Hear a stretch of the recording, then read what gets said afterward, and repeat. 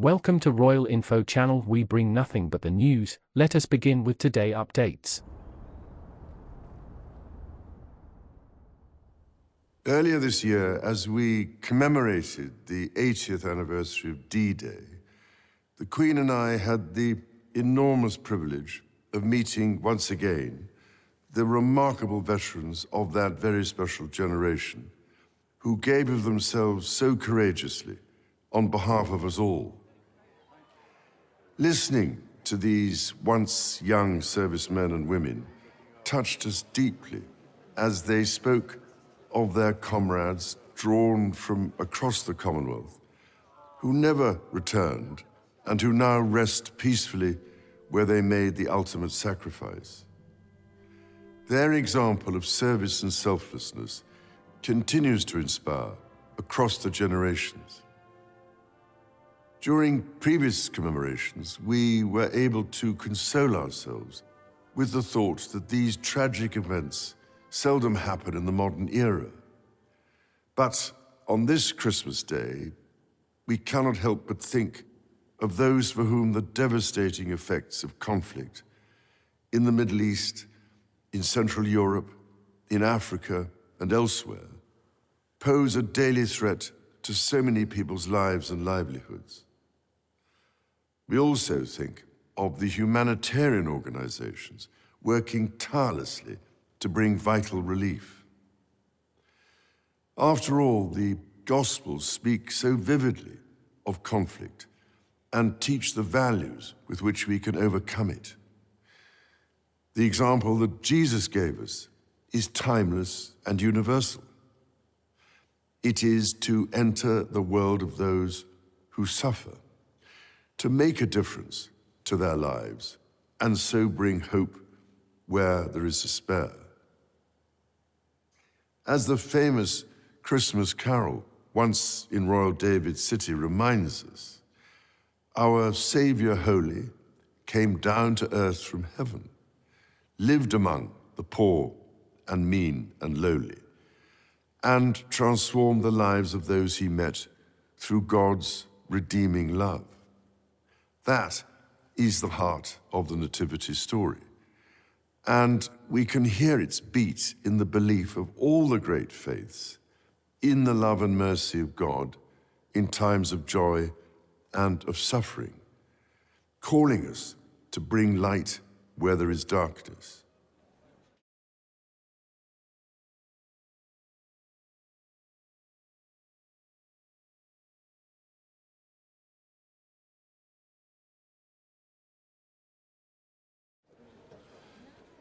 All of us go through some form of suffering at some stage in our life, be it mental or physical. The degree to which we help one another and draw support from each other, be we people of faith or of none, is a measure of our civilization as nations. This is what continually impresses me as my family and I meet with and listen to those who dedicate their lives to helping others. I am speaking to you today from the chapel of the former Middlesex Hospital in London, now itself a vibrant community space, and thinking especially of the many thousands of professionals and volunteers here in the United Kingdom and across the Commonwealth who, with their skills and out of the goodness of their heart, care for others, often at some cost to themselves. From a personal point of view, I offer special heartfelt thanks to the selfless doctors and nurses who this year have supported me and other members of my family through the uncertainties and anxieties of illness, and have helped provide the strength, care, and comfort we have needed. I am deeply grateful, too, to all those who have offered us their own kind words of sympathy and encouragement. On our recent visit to the South Pacific to attend the Commonwealth Summit, I was reminded constantly of the strength which institutions, as well as individuals, can draw from one another, and of how diversity of culture, ethnicity, and faith provides strength, not weakness. Across the Commonwealth, we are held together by a willingness to listen to each other, to learn from one another, and to find just how much we have in common. Because through listening, we learn to respect our differences, to defeat prejudice, and to open up new possibilities. I felt a deep sense of pride here in the United Kingdom when, in response to anger and lawlessness in several towns this summer, communities came together, not to repeat these behaviors, but to repair. To repair not just buildings, but relationships. And most importantly, to repair trust by listening and, through understanding, deciding how to act for the good of all.